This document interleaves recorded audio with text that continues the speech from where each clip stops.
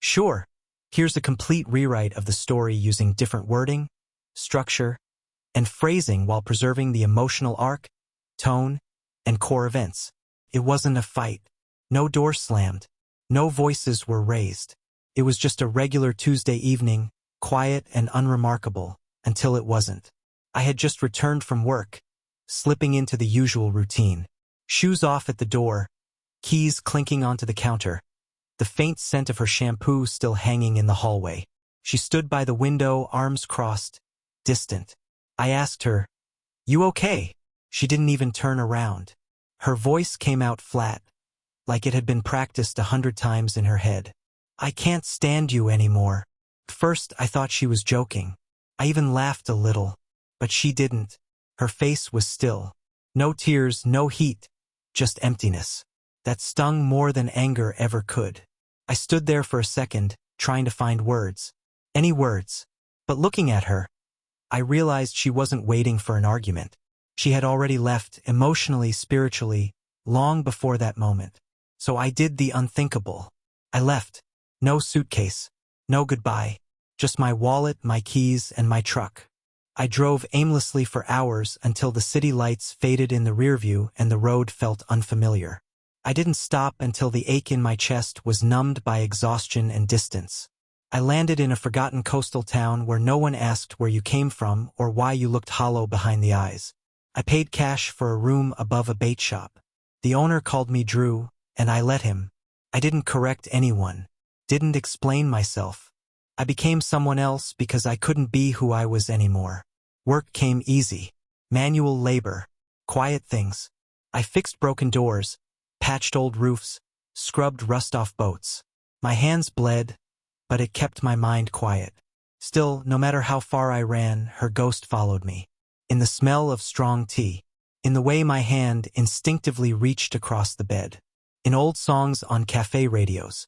I missed her in the quiet moments, and those were the only moments I had. She never called, never messaged, and somehow that hurt more than if she had screamed at me. Months passed.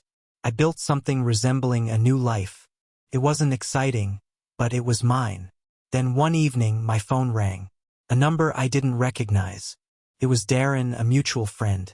Someone I hadn't spoken to in what felt like another life. He didn't ease into it. "It's Isabel. She's sick. Breast cancer. Caught early. But she's going through it alone."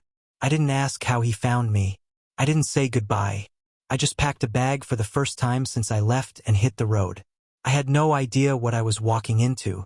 When I knocked, she opened the door almost instantly.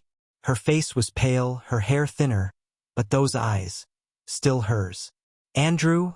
she whispered. I nodded. "I'm not here for answers. Just, if you need someone." She stepped aside, letting me in. No questions. No accusations.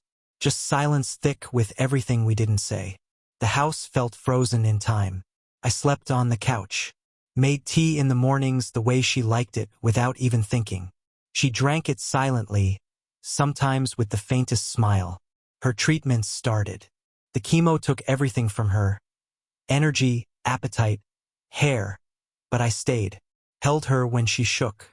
Cleaned the mess when her body couldn't hold food. Sat beside her while she slept, trying to be what she needed, even if she never asked for it. One night, months later, she finally asked, "Why did you come back?" I didn't lie, because I never stopped caring, even when you did.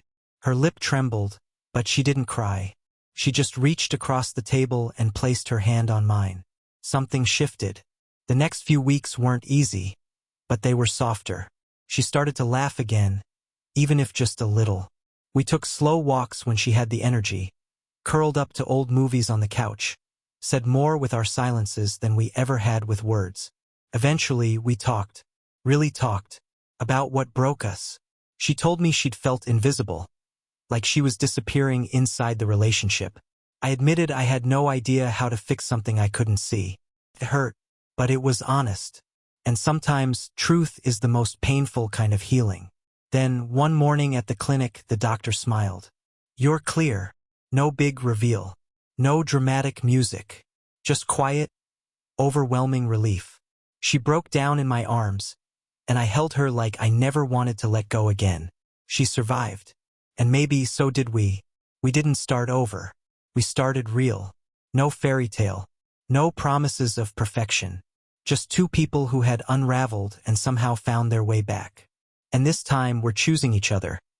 Day by day with eyes open, hearts honest, and no more silence between us.